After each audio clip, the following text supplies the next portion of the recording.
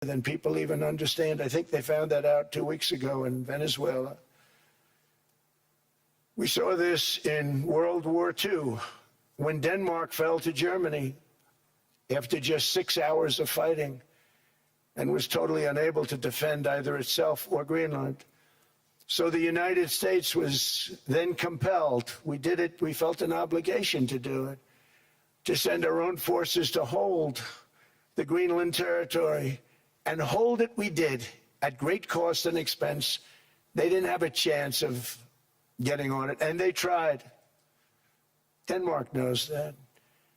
We literally set up bases on Greenland for Denmark.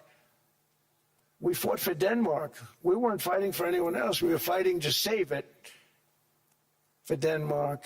Big, beautiful piece of ice. It's hard to call it land. It's a big piece of ice. But we saved Greenland and successfully prevented our enemies from gaining a foothold in our hemisphere. So we did it for ourselves also. And then after the war, which we won it big. Without us, right now you'd all be speaking German and a little Japanese, perhaps. After the war, we gave Greenland back to Denmark. How stupid were we to do that? But we did it. But we gave it back. But how ungrateful are they now? So now our country and the world face much greater risks than it did ever before because of missiles, because of nuclear, because of weapons of warfare that I can't even talk about. 2 weeks ago, they saw weapons that nobody ever heard of. They weren't able to fire one shot at us. They said, what happened? Everything was discombobulated. They said, we've got them in our sights. Press the trigger, and nothing happened. No anti-aircraft missiles went up. There was one that went up about 30 feet and crashed down right next to the people that sent it. They said, what the hell is going on? Those defensive systems were made by Russia and by China. So they're going to go back to the drawing boards, I guess. Greenland is a vast, almost entirely uninhabited and undeveloped territory. It's sitting undefended in a key strategic location between the United States, Russia, and China. That's exactly where it is, right smack in the middle. Wasn't important nearly when we gave it back. You know, when we gave it back, it wasn't the same as it is now. It's not important for any other reason, you know, everyone talks about the minerals. There's so many places. There's no rare earth, no such thing as rare earth. There's rare processing, but there's so much rare earth. And this, to get to this rare earth, you got to go through hundreds of feet of ice. That's not the reason we need it. We need it for strategic national security and international security. This enormous unsecured island is actually part of North America on the northern frontier of the Western Hemisphere. That's our territory. It is therefore a core national security interest of the United States of America. And in fact, it's been our policy for hundreds of years to prevent outside threats from entering our hemisphere, and we've done it very successfully. We've never been stronger than we are now. That's why American presidents have sought to purchase Greenland for nearly 2 centuries. You know, for 2 centuries they've been trying to do it. They should have kept it after World War II, but they had a different president. That's all right. People think differently. Much more necessary now than it was at that time, however.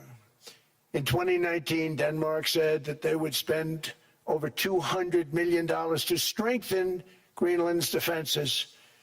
But as you know, they spent less than 1% of that amount. 1%, there's no sign of Denmark there. And I say that with great respect for Denmark, whose people I love, whose leaders are very good. It's the United States alone that can protect this giant mass of land, this giant piece of ice, develop it and improve it and make it so that it's good for Europe and safe for Europe and good for us. And that's the reason I'm seeking immediate negotiations to once again discuss the acquisition of Greenland by the United States, just as we have acquired many other territories throughout our history, as many of the European nations have. They've acquired, there's nothing wrong with it.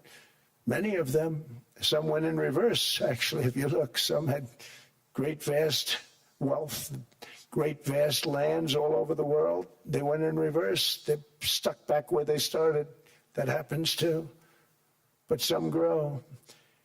But this would not be a threat to NATO. This would greatly enhance the security of the entire alliance, the NATO alliance. The United States is treated very unfairly by NATO. I want to tell you that. And when you think about it, nobody can dispute it. We give so much and we get so little in return. And I've been a critic of NATO for many years. And yet I've done more to help NATO than any other president by far, than any other person. You wouldn't have NATO if I didn't get involved in my first term. The war with Ukraine is an example. We are thousands of miles away, separated by a giant ocean. It's a war that should have never started, and it wouldn't have started if the 2020 U.S. presidential election weren't rigged. It was a rigged election. Everybody now knows that. They found out. People will soon be prosecuted for what they did. It's probably breaking news, but it should be. It was a rigged election. You can't have rigged elections. You need strong borders, strong elections, and ideally a good press. I always say it. Strong borders, strong elections, free, fair elections, and a fair media. The media is terrible. It's very crooked. It's very biased, terrible. But someday it'll straighten out because it's losing all credibility. Think of it. When I went in a landslide, a giant landslide, won all 7 swing states, won the popular vote, won everything, and they only get negative press. That means that it has no credibility. And if they're going to get credibility, they're going to have to be fair. So you need a fair press. But you also need those other elements. And I inherited a terrible, terrible situation. If you look, the border was open. The inflation was raging. Everything was bad with the United States when I came into office. But I also inherited a mess with Ukraine and Russia, something that would have never happened. And I know Putin very well. He and I would discuss Ukraine. It was the apple of his eye, but he wasn't going to do anything. I said, Vladimir, you're not doing it. He would never have done it. It was terrible what happened. I could see it happening, too. After I left, I could see it happening. Biden had given Ukraine and NATO $350 billion, a staggering sum, $350 billion. I came in, and just like the southern border, just like inflation, just like our economy, I said, wow, this place is in trouble, meaning our country. All of these things were out of control. But the border was out of control. We fixed it with the strongest border anywhere in the world. And I've now been working on this war for 1 year, during which time I settled 8 other wars. India, Pakistan. I settled other wars that were Vladimir Putin called me, Armenia, Azerbaijan. He said, I can't believe you settled that one. They were going on for 35 years. I settled it in 1 day. And President Putin called me. He said, you know, I can't believe I've worked on that war for 10 years trying to settle it. I couldn't do it. I said, do me a favor, focus on settling your war. Don't worry about that one. What does the United States get out of all of this work, all of this money, other than death, destruction, and massive amounts of cash going to people who don't appreciate what we do? They don't appreciate what we do. I'm talking about NATO, I'm talking about Europe. They have to work on Ukraine. We don't. The United States is very far away. We have a big, beautiful ocean separating us. We have nothing to do with it. Until I came along, NATO was only supposed to pay 2% of GDP. But they weren't paying. Most of the countries weren't paying anything. The United States was paying for virtually 100% of NATO. And I got that stopped. I said, that's not fair. But then, more importantly, I got NATO to pay 5%, and now they were paying, and now they are paying. So something nobody said was possible. They said, we will never go up higher than 2%. But they went to 5%, and now they're paying the 5%. They didn't pay the 2%, and now they're paying the 5%. And they're stronger for it, and they have an excellent, by the way, Secretary General, who's possibly in the room. Mark, are you here? Yes, he's here. Hello, Mark. We never asked for anything, and we never got anything. We probably won't get anything unless I decide to use excessive strength and force where we would be, frankly, unstoppable. But I won't do that. Okay? Now everyone's saying, oh, good. That's probably the biggest statement I made, because people thought I would use force. I don't have to use force. I don't want to use force. I won't use force. All the United States is asking for is a place called Greenland, where we already had it as a trustee, but respectfully returned it back to Denmark not long ago after we defeated the Germans, the Japanese, the Italians, and others in World War II. We gave it back to them. We were a powerful force then, but we are a much more powerful force now. After I rebuilt the military in my first term and continue to do so today, we have a budget of $1.5 trillion. We're bringing back battleships. The battleship is 100 times more powerful than the great battleships you saw in World War II, those great, big, gorgeous ships, the Missouri, the Iowa, the Alabama. Because I thought maybe we could take them out of mothballs. They said, no, sir, these ships are 100, think of that, 100 times more powerful than those big, magnificent pieces of art that you saw so many times ago, that you still see on television. You say, wow, what a force. 100 times, each ship 100 times more powerful than the big battleships of the past. So that was the end of the mothball story. So what we have gotten out of NATO is nothing except to protect Europe from the Soviet Union and now Russia. I mean, we've helped them for so many years. We've never gotten anything, except we pay for NATO. And we paid for many years until I came along. We paid for, in my opinion, 100% of NATO because they weren't paying their bills. And all we're asking for is to get Greenland, including right title and ownership, because you need the ownership to defend it. You can't defend it on a lease. Number one, legally it's not defensible that way, totally. And number two, psychologically, who the hell wants to defend a license agreement or a lease, which is a large piece of ice in the middle of the ocean where, if there is a war, much of the action will take place on that piece of ice. Think of it. Those missiles would be flying right over the center of that piece of ice. All we want from Denmark for national and international security and to keep our very energetic and dangerous potential enemies at bay is this land on which we're going to build the greatest golden dome ever built. We're building a golden dome that's going to, just by its very nature, going to be defending Canada.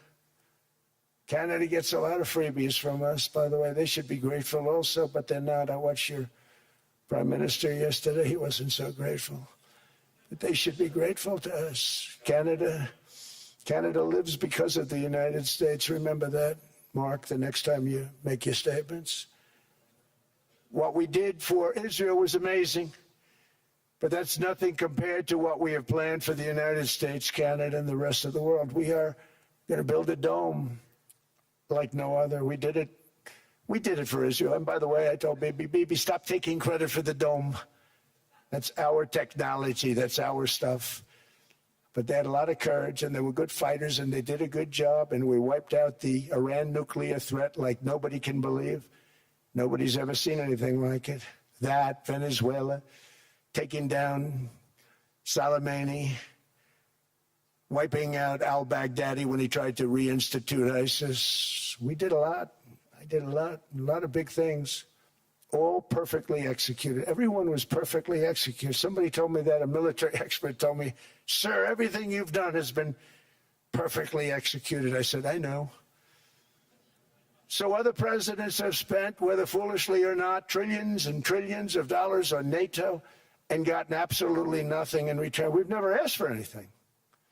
It's always a one-way street. Now they want us to help them with Ukraine. And let me say, we're going to. I'm really helping, not even them. I want to see, last week, if you saw, it was 10,000 soldiers, but last month it was 31,000 soldiers died. 31,000, that's this room times, the number of people in this room times 30. Think of it. 30,000 soldiers died in 1 month. The month before it was 27,000. The month before that it was 28,000. The month before that it was 25,000. It's a bloodbath over there. And that's what I want to stop. It doesn't help the United States, but these are souls. These are young people.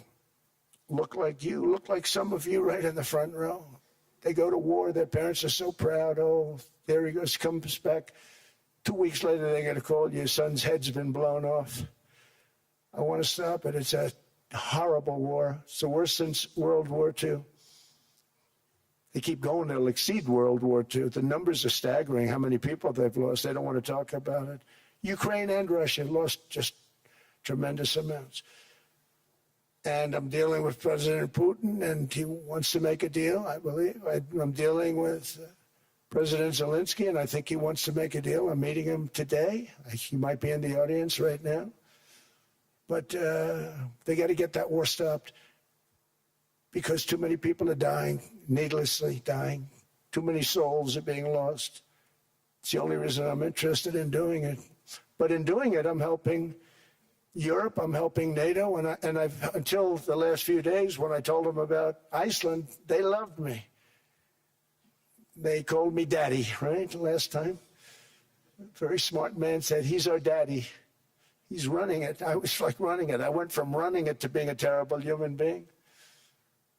But now what I'm asking for is a piece of ice, cold and poorly located, that can play a vital role in world peace and world protection.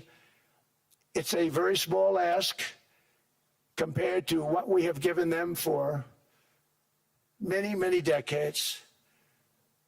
But the problem with NATO is that we'll be there for them 100%. But I'm not sure that they'd be there for us. If we gave them the call, gentlemen, we are being attacked. We're under attack by such and such a nation.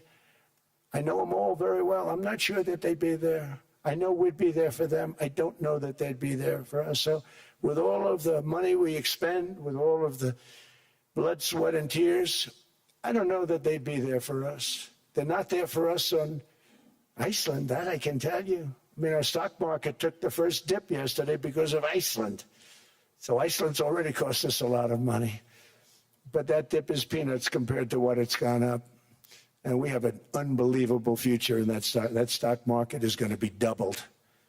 We're going to hit 50,000, and that stock market's going to double in a relatively short period of time because of everything that's happening. But this is a good example. After giving NATO and European nations trillions and trillions of dollars in defense, they buy our weapons. We make the greatest weapons in the world, but now we're going to make them faster, much faster. You saw that. I put a cap on the salaries, and I put no buybacks, no stock buybacks, no various other things that they were doing. I mean, they were making $50 million, but it would take them 3 years to give you a Patriot missile. I said, that's not good. My chauffeur can do a better job than that, and he makes slightly less than 50.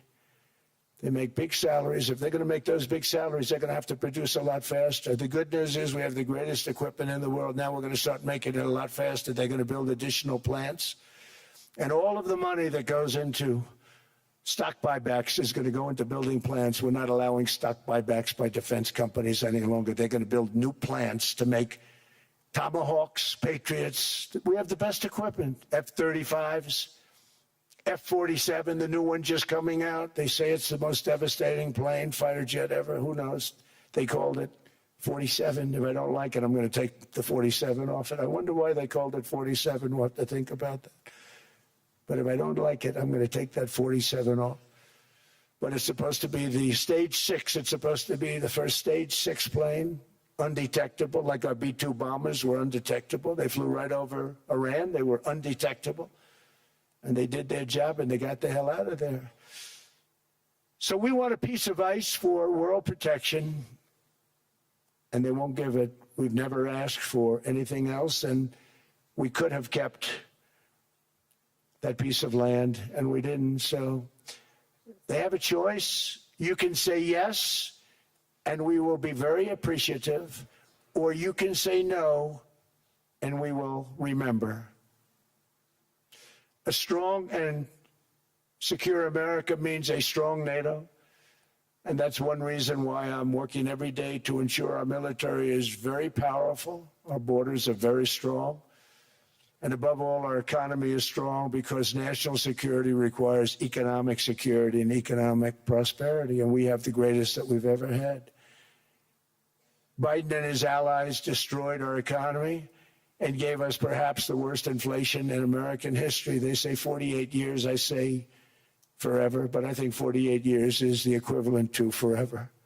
Whether it's 48 years or ever, it's terrible, costing the typical family $33,000. What they did to this country should never, ever be forgotten. It's early, but he has to be rated as the worst president we've ever had by far. The auto pen did much of the damage. The auto pen, he was the auto pen president, because I don't believe a sane president would have ever signed the kind of things that he signed.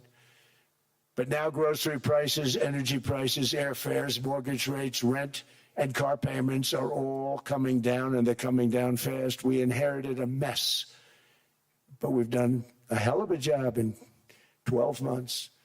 Under my most favored nation policy for drug prices, the cost of prescription drugs is coming down by up to 90%, depending on the way you calculate. You could also say 5, 6, 7, 800%. There are two ways of figuring that. But we have a favored nations policy that every president wanted, no president was able to get. I got it, and other nations approved it. And I had to use tariffs in order to get it, because they said, no way. In other words, a pill that costs 10% in London costs $130. Think it costs $10 in London, costs $130 in New York or in Los Angeles. And I'd say, boy, that's bad. Friends of mine would say, you know, we go to London, you can buy the stuff for nothing. We go all over the world, we could buy it for nothing. Because basically America was subsidizing every nation in the world, because presidents allowed them to get away with it. It became very tough. So when I called up Emmanuel Macron, I watched him yesterday with those beautiful sunglasses. What the hell happened? But I watched him sort of be tough. But he was at $10 for a pill. And I said, Emmanuel, and I have all the big pharmaceutical companies are in total agreement. It wasn't easy, by the way. They're tough, smart. They've been getting away with the scam for a long time. But they gave it up. But they said, you'll never get the countries to approve it. I said, why is that? Because they won't. They always said, we're not paying any more.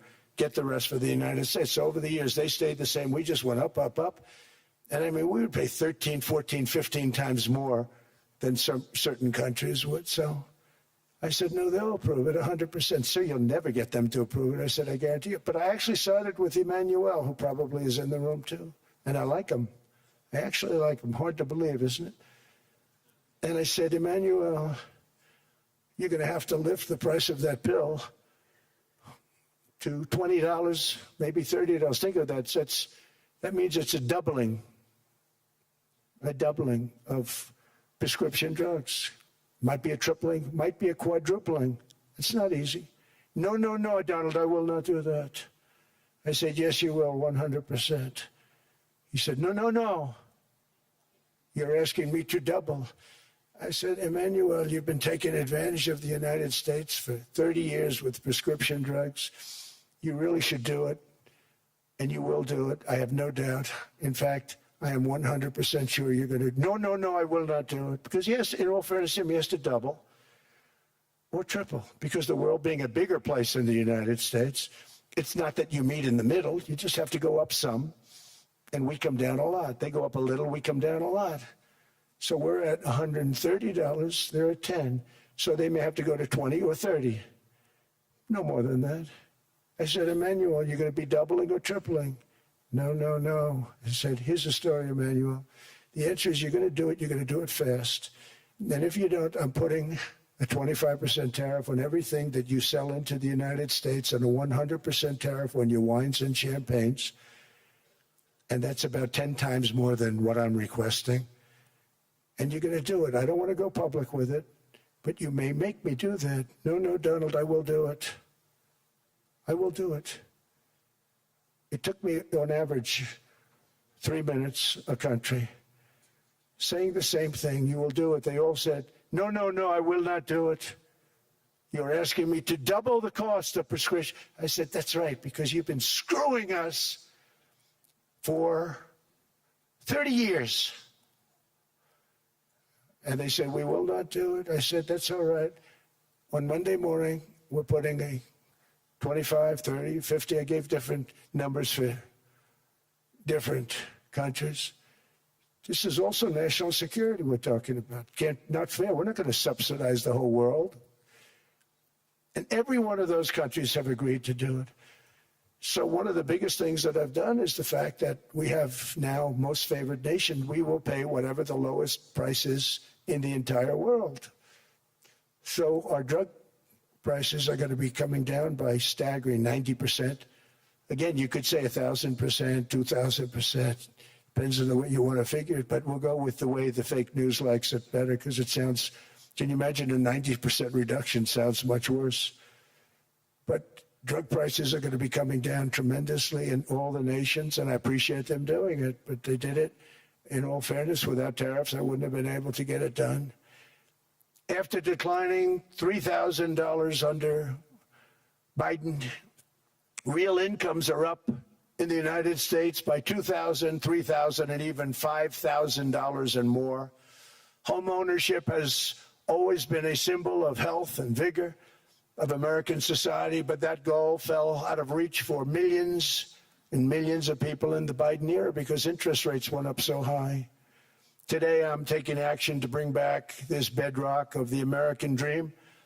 In recent years, Wall Street giants and institutional investment firms, many of you are here, many of you are good friends of mine, many of you are supporters. Sorry to do this, Joe, I'm so sorry. But you've driven up housing prices by purchasing hundreds of thousands of single-family homes, and it's been a great investment for them. Often as much as 10% of houses on the market. You know, the crazy thing is a person can't get depreciation on a house, but when a corporation buys it, they get depreciation. Okay, that's something we're going to have to think about, too. I don't know if too many people think about that.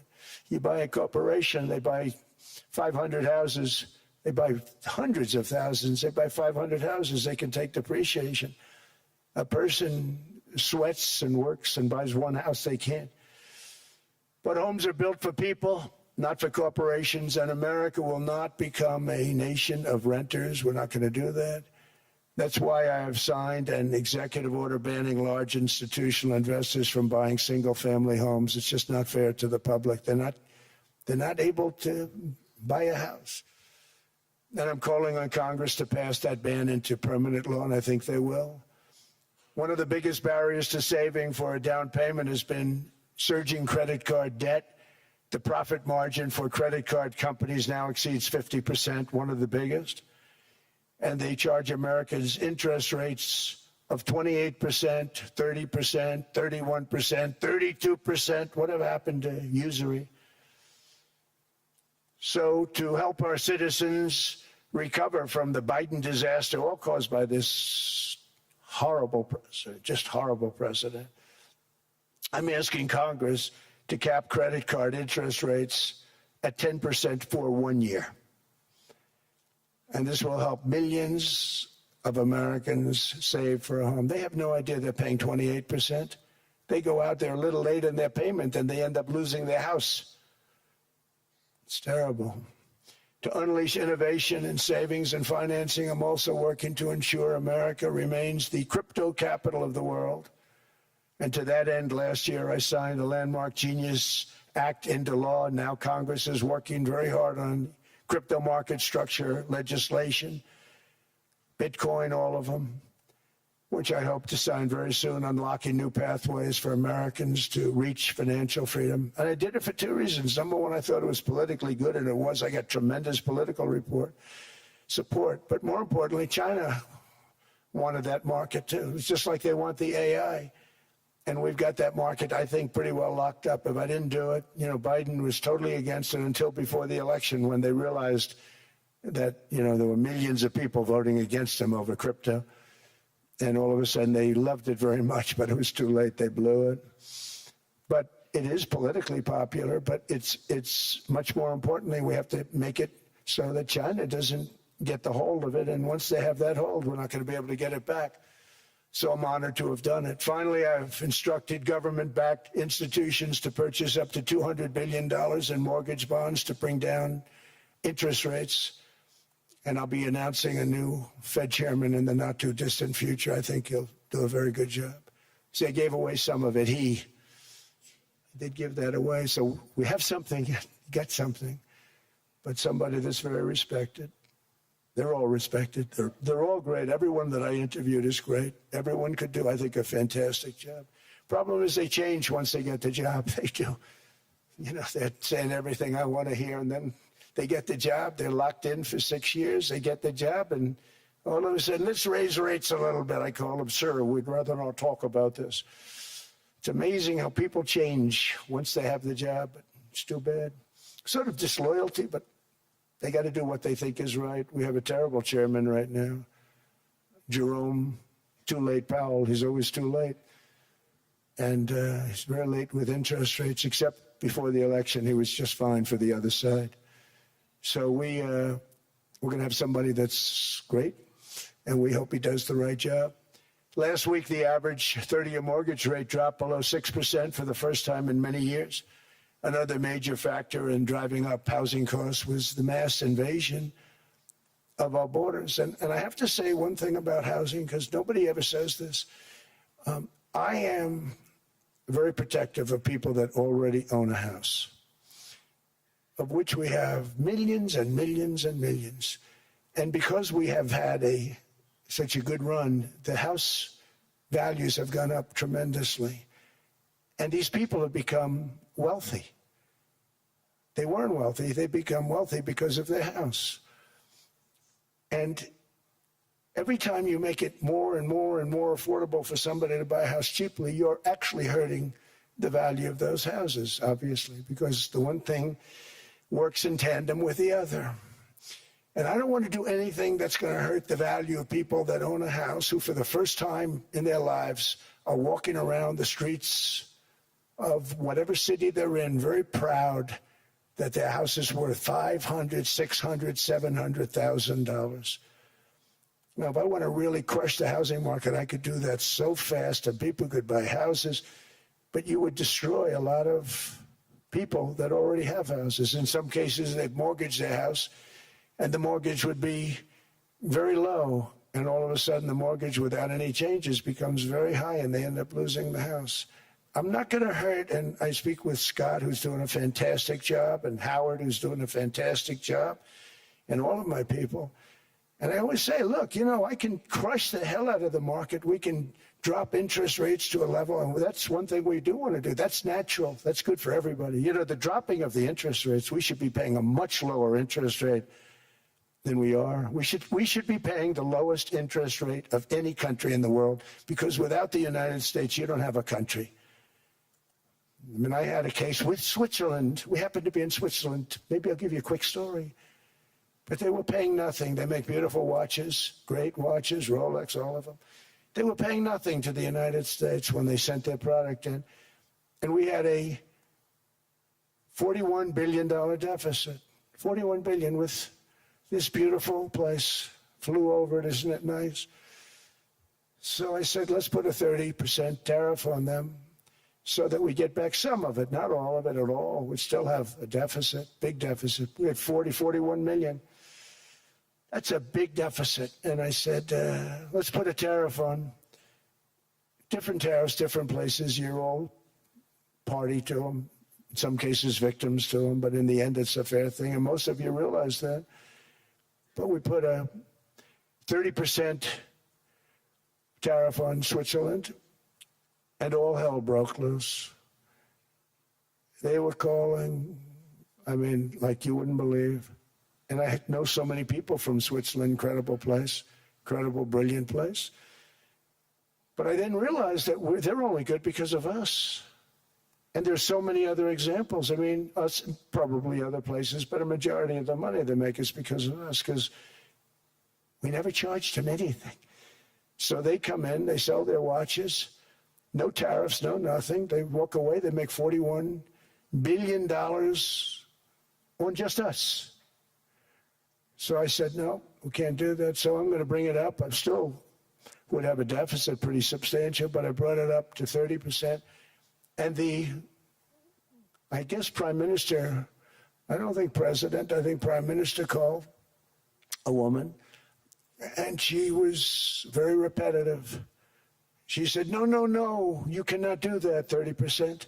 You cannot do that. We are a small, small country. I said, yeah, but you have a big, big deficit. You may be small, but you have a bigger deficit than big countries. He said, no, no, no, please, you cannot do it. Kept saying the same thing over and over. We are a small country. I said, but you're a big country in terms of... And she just rubbed me the wrong way, I'll be honest with you. And I said, all right, thank you, ma'am, appreciate it. Do not do this. Thank you very much, ma'am. And I made it 39%.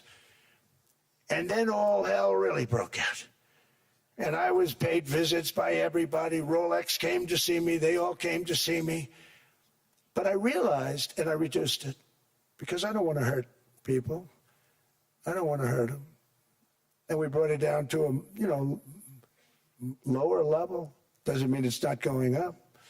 But we brought it down to a lower level. But they pay now, tariff. But I realized that we have many places like that where they're making a fortune because of the United States. Without the United States, they wouldn't be making anything. Think of it. Switzerland made $41 billion on us. And as she said, it's a small place. And I realized with that, I don't know, because she was so aggressive. And I realized in that conversation that the United States is keeping the whole world afloat. Many places, I could give you 6, 7 places just in the people in this little area. I know every one of them. They're looking down. They don't want to see me, and they don't want to stare me in the eyes. But they're taking advantage of, everybody took advantage of the United States. But I've been very fair, and I gave them a tariff, and it was fine.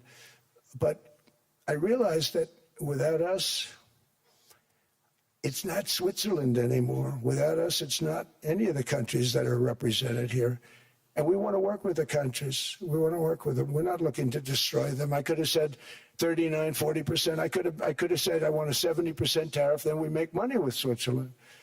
But Switzerland would have been probably destroyed, financially destroyed. I don't want to do that. But we should be paying the lowest interest rate of everybody. I hope Scott's listening to this, because we should be paying the lowest interest rate of everybody. Without us,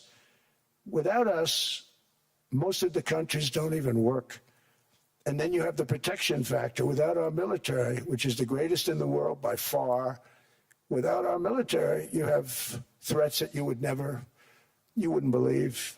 You wouldn't believe. You don't have threats because of us, and that's because of NATO. One other thing, and I have to say it so importantly, in the old days, and I used to say I'm the youngest in the room. Now I'm among the older. I hate to say it. I don't feel old, but I'm among the older. But I remember not long ago, 20, 25 years ago, when good news came out about, let's say, the United States. The United States had a great quarter. The United States had a great month. All the stocks went up.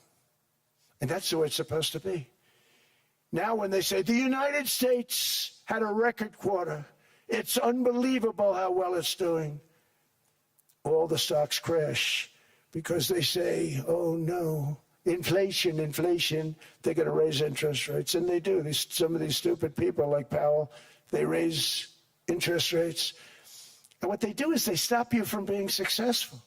It used to be when we had a great quarter, a great month, great earnings, great anything, any good news, the stock market went up. That's the way it's going to be. We got to do that again because that's the way it should be. Now when we have a great month, they want to kill it.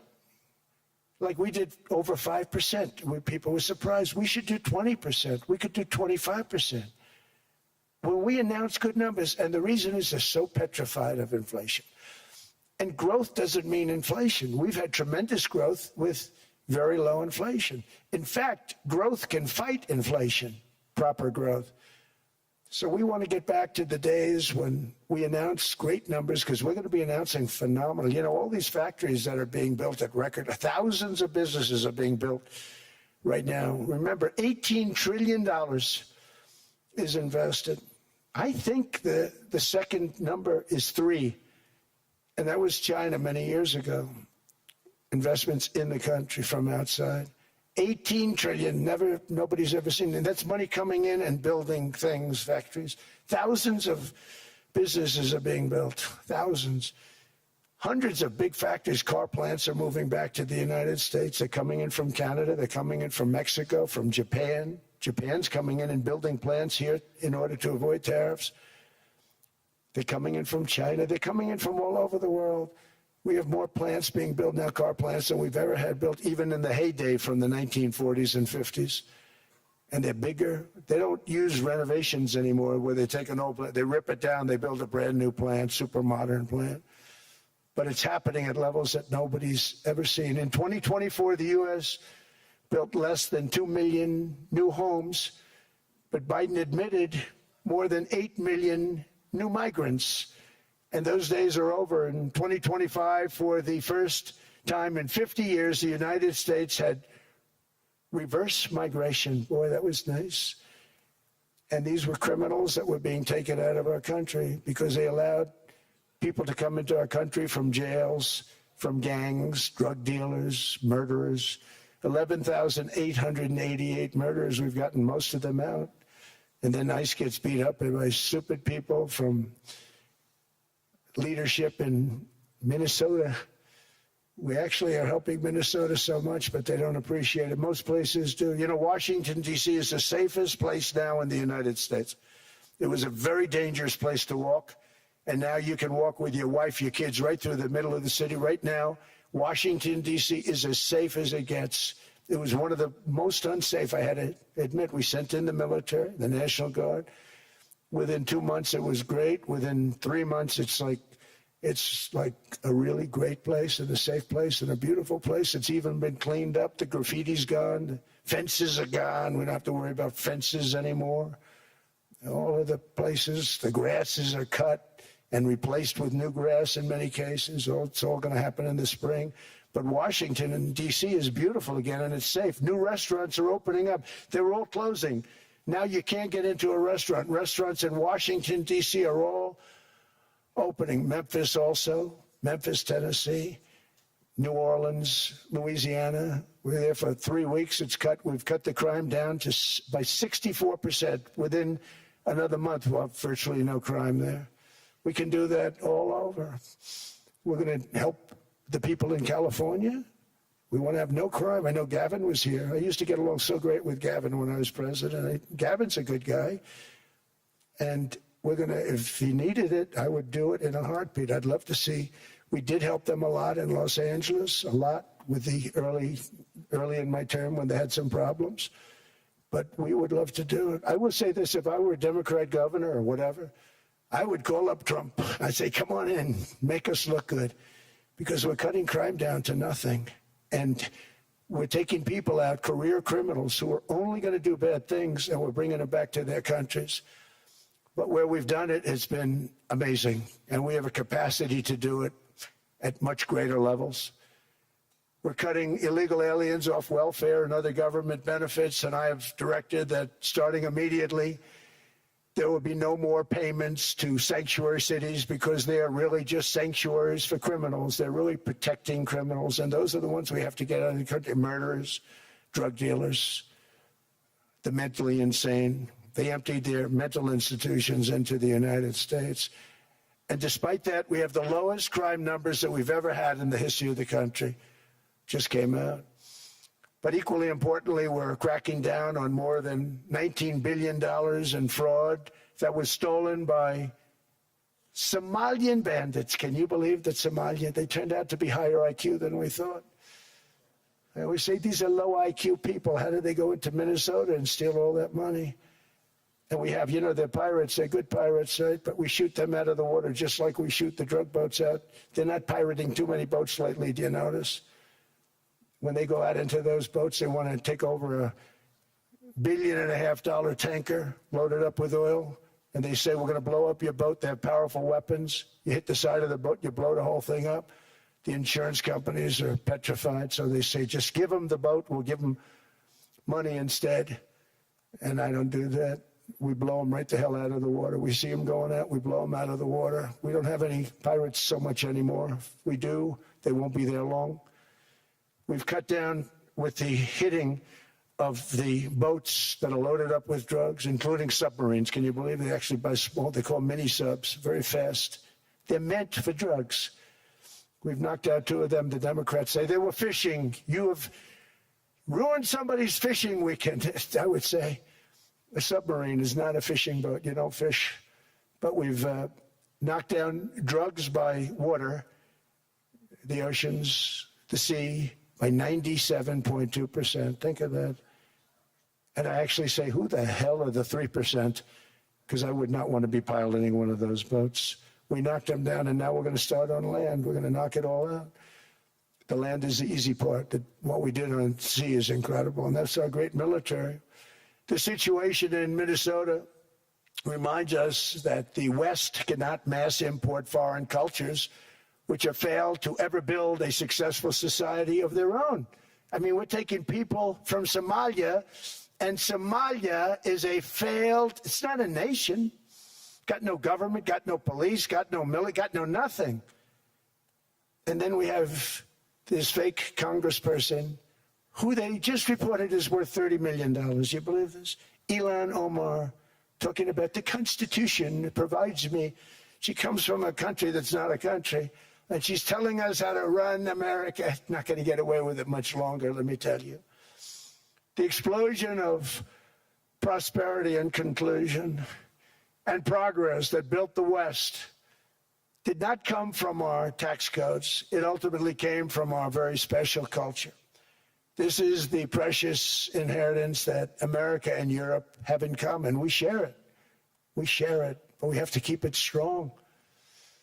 We have to become stronger, more successful, and more prosperous than ever. We have to defend that culture and rediscover the spirit that lifted the West from the depths of the Dark Ages to the pinnacle of human achievement. We live in an incredible, changing period. It's an unbelievable time, but we have to take advantage of the time that we're in. In our hands are technologies that our ancestors could scarcely have. I mean, they couldn't have even dreamt some of the things that we see today. And so rapidly they're produced. I mean, AI, 2 years ago, nobody ever heard of the term, and now everybody's talking about it. And it can have some very good purpose. It could also have some dangerous purpose. And for that, we have to watch out. But some tremendous things are happening because of it. And we're leading by so much. We're doing so well. But opportunities that are bigger and grander than ever before in human history are right before us.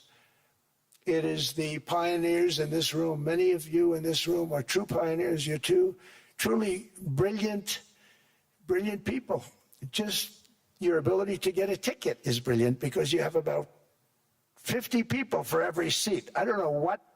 That's Larry. Everything Larry touches turns to gold. He made this very successful. But you're in this room, and some of you are the greatest leaders anywhere in the world. You're the greatest brains anywhere in the world. And the future is unlimited, and to a large part because of you. And we have to protect you, and we have to cherish you. I always say we have to cherish our brilliant people because there aren't many of them. So together with confidence, boldness, and persistence, let us lift up our people, grow our economies, defend our shared destiny, and build a future for our citizens that is more ambitious, more exciting, more inspiring, and greater than the world has ever seen. We're in a position to do things that nobody else has ever even thought of before. And many of the people in this room are the ones that are doing it. And I want to congratulate you, and I'm with you all the way. You can do things that nobody else can even think about. So I congratulate you on your tremendous success.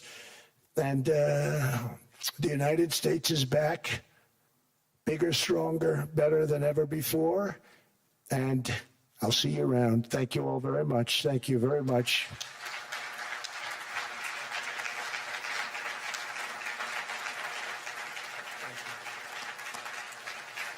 Thank you.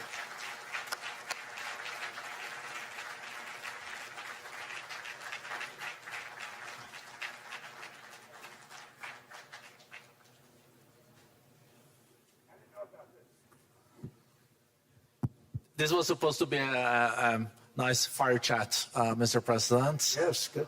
I got set up now. I did know. You made a job for the moderator really easy. Thank you, Mr. President, for your speech. I do have a few follow-up questions, if it's okay. Sure. I don't think I should start with Greenland, maybe. I'll start with the economy. The U.S. economy is doing really, really well. But how to sustain this growth moving forward? Because there's always a recession looming around the corner. Well, you know, the one thing about economies and recessions is sometimes you get hit unexpectedly and there's nothing you can do about it. All brilliant people, but there's nothing. One example was COVID. We had an economy going at levels like nobody had ever seen my first 2.5, 3 years. And then I heard the word pandemic, not COVID. They came up with that name over a period of time. We won't get into that. But I heard the word pandemic. And I had a poll come out that was so strong just prior to that, and I was with the two best pollsters, McLaughlin and Fabrizio, and they said, sir, George Washington and Abraham Lincoln, if they came back and ran as president and vice president, they couldn't beat you. And then what happened is the following day, I was told to stay tuned because there's something really bad happening in China. There are bodies laying all over Wuhan, right around that certain building that we talk about. I always said it came from Wuhan. It did come from Wuhan. And they were body bags. We saw it by satellite. And they said, there are strange things happening in China. And so it began. And we ended up with the COVID, and the whole world suffered. We did a phenomenal job. I don't think we got the credit we deserved. We did something that Operation Warp Speed, which some people say was one of the greatest military feats ever. We did a great job. Used our military, used a lot of people. But sometimes you get hit with things, nothing you can do. You get hit with things like that unexpectedly. And we got through it. And when I left, the stock market was higher than it was previous to the COVID coming up. And that was, I called it a great achievement. But things happen. Bad things happen. The things that we can stop are wars if we're smart. That we can stop. Those are a matter of being intelligent and having intelligent people on the other side, because wars are the worst of all. Wars are worse than anything. But we can stop wars because that's sort of up to us. But things like dust flying in the air, wherever COVID comes from or whatever comes, sometimes you have to be a little bit lucky. But we are poised to have an economy like no other, not only in this country, but anywhere. And you know, when you hear the kind of numbers that I can tell you that Scott Bessent was with me the other day, and he's looking at numbers. He said, I can't. And that's all he's done his whole life, pretty much your whole life. Scott, you weren't going to be a football player, I don't think. Scott was not that great at football, but he was always good at numbers, right? And he was looking at numbers. He said, I've never seen anything like this. We're poised to do things that no other country has ever done. And, you know, luck, I hate to say it, but we need a little luck. We don't want to get hit by something that nobody could have thought, whoever thought we were going to hit by a pandemic? You know, when I heard the word pandemic, I said, oh, that's an ancient problem. World War I, they lost 100 million people. It actually ended World War I. A lot of people don't know. The Spanish flu in World War I ended because all the soldiers were sick. The soldiers were so sick on both sides, and that war was raging, and they were all dying from the Spanish flu. They were sick as dogs. They couldn't fight. So, you know, you don't know how that would have turned out. But so we do, I mean, subject to that, and I always have to put a caveat in for it, but we're poised to have the greatest growth of any large country, I think any country that there's been. When you look at what's happening in the United States, it's really amazing. Thank you. One thing that maybe keeps you up at night, I know you don't sleep that much anyway, Mr. President, is the debt. The U.S. debt is high, is now the biggest expenditure on your budget. How to get out of that impasse? Well, the big thing is growth. I mean, growth is the way. If we grow like this, we go from having a $37 trillion. We go from having high debt to low debt. But we also are cutting expenses, you know, the old-fashioned way. We have extraordinary growth. I think we're going to be growing our way out. I think we're going to be paying off debt. We're taking in tremendous money from tariffs fairly. And again, I'm using them judiciously. You know, Switzerland's a case study. I could have gotten much more. I could have asked for much more. But we're using them judiciously. But I think growth, most importantly, and then cutting costs. Now, if you take a look at Minnesota, $19 billion in fraud and other things. People going to airports, they came into the country, they don't have 10 cents, and they're leaving with hundreds of thousands of cash in their bags. When we get to that, and our DOJ, Pam, and Todd, and all the people that work over there, and all of the people that work in here, I can tell you, Scott Bessent is working on that. It's a priority, right? You have your whole team. We're in there looking for where this money is coming from, how much it is. It could be more than $19 billion. Can you believe that? That's just one state. If we were able to cut out 50% of the fraud, 50%, and we should be able to do better than that, we would have a balanced budget without having to talk about even growth. So we have a lot of options, but we're working very hard on that. That's a big deal. It's not just the protests, the fake protests done by agitators and, you know, professional insurrectionists. That's what they are. They're professional troublemakers. But we are looking very strong at the money too in Minnesota and other places. I think, Mr. President, also the $500 billion invested in artificial intelligence and the frontier technologies last year also were driving growth exponentially in the U.S. Well, AI has been a big factor. AI is massive. I mean, Mark Zuckerberg showed me a plant where he put it over a map of Manhattan, and it was basically the size of Manhattan. This is not, I said, you got to be kidding. It's a plant that was miles long, miles wide, very high. I don't think it was high like the Empire State Building, but it was high. And it literally covered most of the island of Manhattan. That's called a big plant. And, you know, when I heard they're going to spend $50 billion building it, I said, what are they, you know, if you spend $50 million, you can build a nice little shopping center. If you spend $500 million, you can build a good shopping center. But how do you spend $50 billion? When I looked at this thing, I said, you think you'll be able to do it for that? It's amazing when, you know, some of the plants that I see, and I see them all. And again, so big as we're letting them build their own electric generation. This way we have no problem. And otherwise they'd be complaining. There'd be nobody able to, but you know, we have an old grid system. And not only that, they're going to sell at a very cheap price the excess electricity that they create back into our grid. So that'll solve some problems for certain states that don't have enough electricity. We also know that on the AI, there is fierce competition between the U.S. as the largest economy in the world, 27% of the global GDP and 5% of the global population, not doing that badly, and China.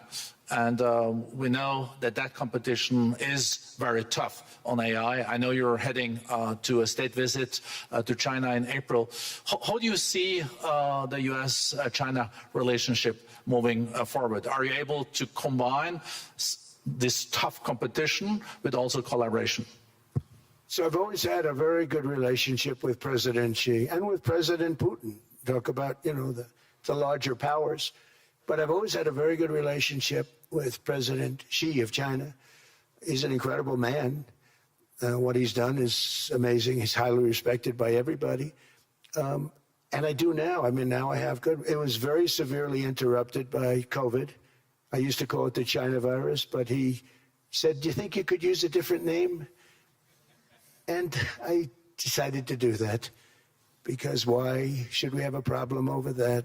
But I would do that, and they were. You're a true diplomat, huh? I became a diplomat for the first time. Well, who taught me that? Marco Rubio. He said, "Let me teach you about diplomacy." Hey, any guy that gets approved by 100% of the votes, think of it, he got liberal Democrats and radical right Republicans to approve him. He's the only one. The next one was lost 45 votes, right? But he got all 100 votes voting for him. And at first I wasn't happy about it. I said, wait a minute, I don't like that. And now it turns out that the Democrats probably wish they didn't do that. And Marco has been fantastic. Marco, stand up, please. You have done a great job as Secretary of State. He's going to go down as the best Secretary of State. And Scott, and we have Susie, who's the first female Chief of Staff, and she's the best Chief of Staff, too. And I see Howard Lutnick, who I know spoke. And Howard's fantastic. Some of the deals we're doing are great. And I want to pay particular attention because we have Chris. And Chris, you got up and spoke, I think. He's the #1 oil man in the world because I was going to put Doug Burgum, who's fantastic. I don't know if Doug's here. Is Doug here? Doug Burgum is fantastic. He said, "Sir, there's one man better than me." And he introduced me to Chris. And he turns out to be. So we're drilling more oil and gas now than we ever have by almost double. Is that right, Chris? And on top of it, we get a lot coming out of Venezuela. So anyway, so we're doing great. The country is just doing great. We have great people. Thank you. And I see other people. We have Steve Witkoff. We have Jared. I got so many people. I'm in trouble because when I go back, they're going to be people with long faces. Sir, you didn't introduce me. I got so many people. And we have a lot of the greatest people anywhere in the world. I know them all. So I won't continue because we'd be here all day. Thank you, Mr. President. We also know that you're a deal maker, and then maybe coming back to Greenland and Ukraine. What kind of deal in the end do you see between the U.S. And Denmark? Because, I guess you see it now as a negotiation going on, or? Well, it's costing Denmark hundreds of millions a year to run it. And Denmark's a small country and wonderful people. But, it's very expensive. It's a very big piece of ice. And it's very important. I mean, I don't want to repeat the speech, but it's very important that we use that for national and international security. That can create a power that will make it impossible for the bad guys to do anything against the perceived good ones. And it's a great block for Europe, just like, Denmark was supposed to spend hundreds of millions of dollars. They didn't spend the money. They didn't spend anything almost. And we'll see what happens. I just say this. NATO has treated the United States of America very unfairly. We never asked for anything. We never got anything. We actually took care of the needs of NATO for years and years, which I felt was always unfair. So I got NATO to pay because they're rich countries. But I think it's time that NATO step up. We're helping them with Ukraine.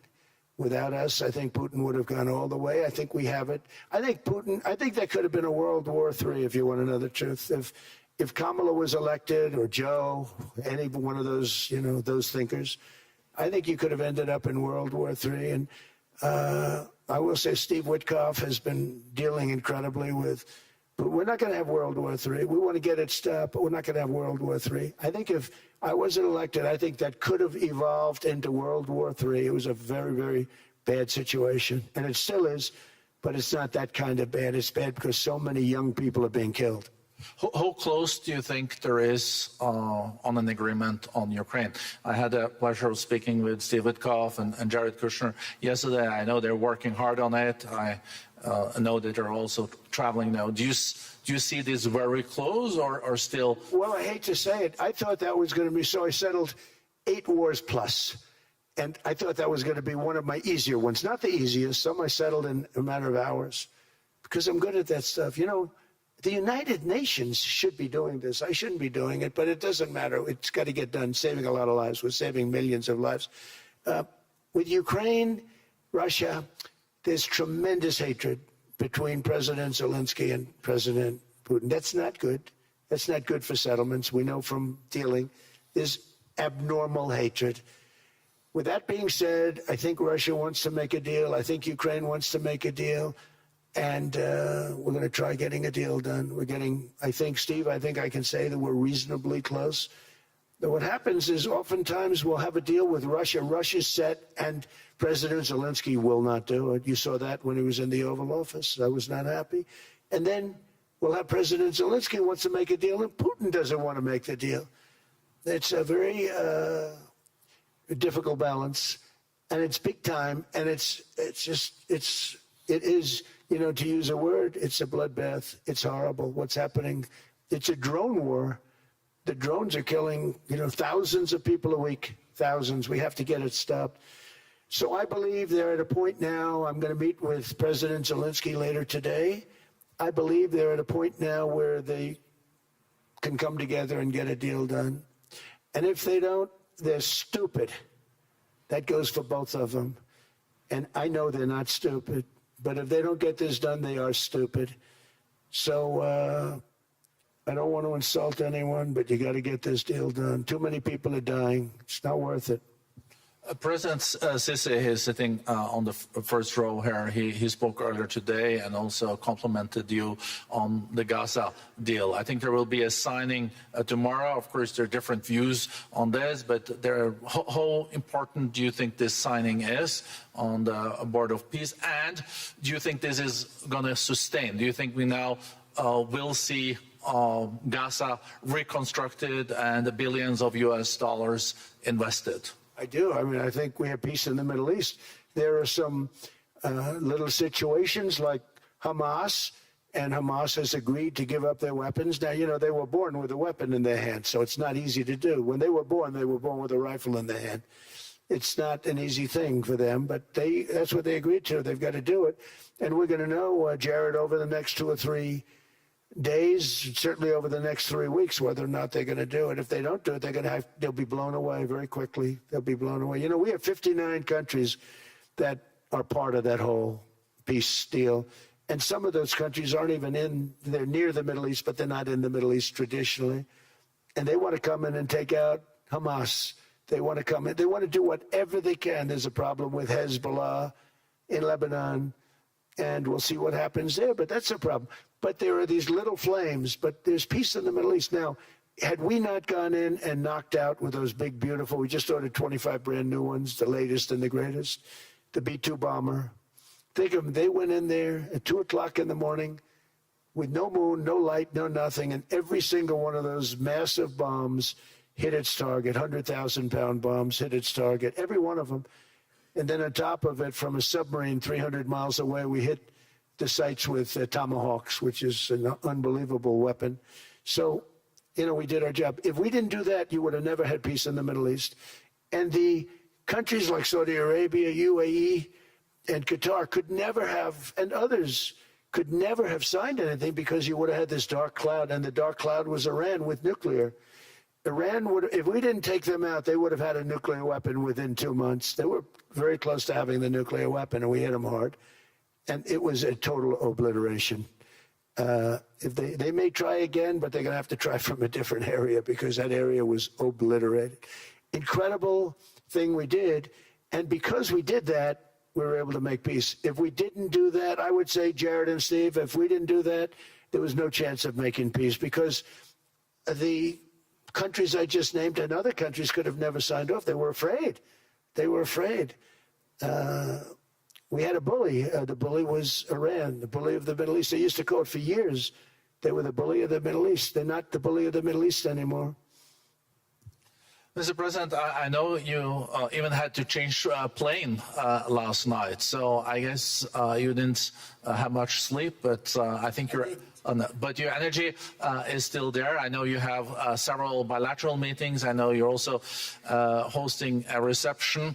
So thank you so much for coming back to Davos. Thank you so much. It's highly appreciated. Well, thank you very much. Thank you, everybody, very much. Thank you. Thank you.